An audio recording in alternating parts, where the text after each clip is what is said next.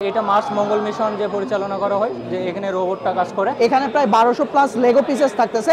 এটার কাজ হলো যে আমরা যে হিউম্যানরা সহজে যে কাজটা করতে পারি না, তো আমরা সেটা এই রোবটের মাধ্যমে আমরা এইভাবে সহজে এই জিনিসটা উঠাই। মোটরসকে কিভাবে সিনক্রোনাইজ করতে হয় এবং সিনক্রোনাইজ ওয়েতে এই মোটরগুলোকে কিভাবে কাজ করাতে হয় সেই জিনিসগুলো বাচ্চাদেরকে শেখানোর জন্য মূলত এই রোবটটা বানানো। তো আজকে আয়োজন হচ্ছে বাংলাদেশ আর্টিফিশিয়াল ইন্টেলিজেন্টের ন্যাশনাল রাউন্ড। তো আমরা আসছি Bangladesh world robotic olympiad Bangladesh থেকে। আজকে আমাদের আয়োজনে আমরা একটা স্টল দিয়েছি, এখানে আমাদের আয়োজন। তো আমাদের এখানে কিছু ডিভাইস আছে, যে ডিভাইসগুলো কাজ হচ্ছে।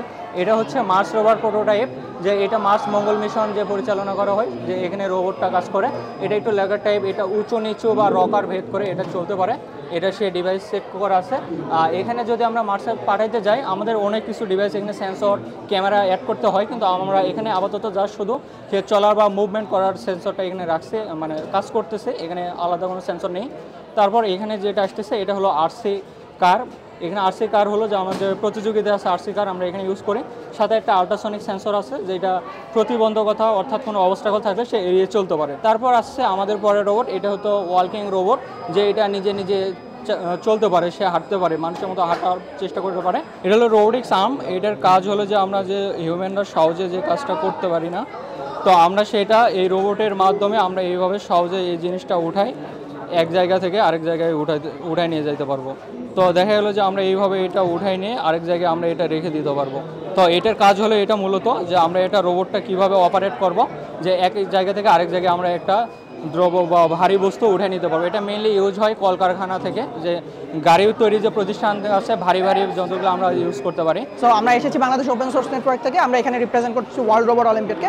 ওয়ার্ল্ড রোবট অলিম্পিয়াড হচ্ছে পৃথিবীতে যত রোবট অলিম্পিয়াড হয়, one of the most prestigious robot olympiad. মূলত কিটটা দিয়ে আসলে অনেক কিছু বানানো যায়। এখানে যে কিটগুলো দেখা যাচ্ছে, এগুলো সবগুলো আসলে আমাদের মেন্টরদের আউট অফ কোনো ইনস্ট্রাকশন ছাড়া বানানো হয়েছে।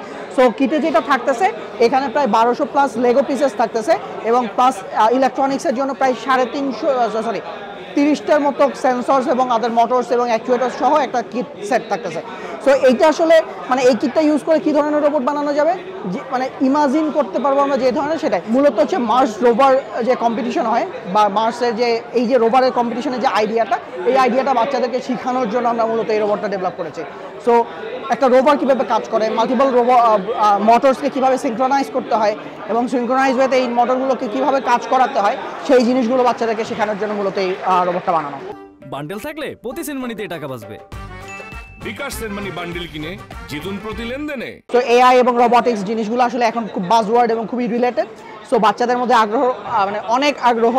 সো আমরা কিছুক্ষণ আগেও আমাদের প্রচুর স্টলে ভিড় ছিল, বাচ্চাদের এই বিষয়গুলো সম্পর্কে অনেক আগ্রহ ছিল। তারা জিজ্ঞাসা করেছে আমাদের ট্রেনিং কোথায় হয়, আমরা কীভাবে ট্রেনিং দেই। সো আমরা তাদেরকে বিস্তারিত জিনিসগুলো আছি। সো মূলত আমরা এখন আছি হচ্ছে বাংলাদেশ আর্টিফিশিয়াল ইন্টেলিজেন্স অলিম্পিয়াডের ফাইনাল রাউন্ডে বা ন্যাশনাল রাউন্ডে। সো আমাদের এই মুহূর্তে ন্যাশনাল রাউন্ডে যে পার্টিসিপেন্ট আছে, সেই ন্যাশনাল আয়োজনের একটা পোর্শনে আমরা হচ্ছে আমাদের যে রোবট এবং ইকুইপমেন্টগুলো আছে সেগুলো ডেমনস্ট্রেট করি।